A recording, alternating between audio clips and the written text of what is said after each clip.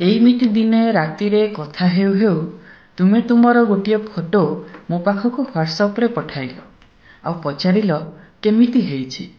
ମୁଁ କିଛି ନ କହି ଫୋନ୍ଟାକୁ କାଟିଦେଲି।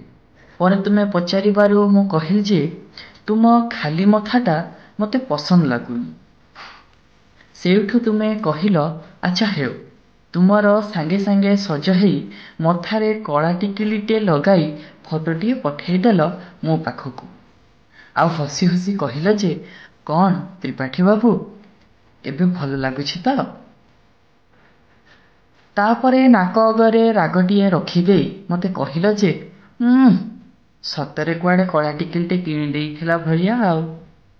ମୁଁ ପଚାରିଲି ଏଇ କ'ଣ କଳା ଟିକିଲି ନେବ ନା ନାଲି ଟିକିଲି? ସେଇଠୁ ତୁମେ ସ୍ମିତ ହାସ୍ୟ କରି କହିଲ ଯେ ମୁଁ କୁଆଡ଼େ ଭାରି ଦୁଷ୍ଟ।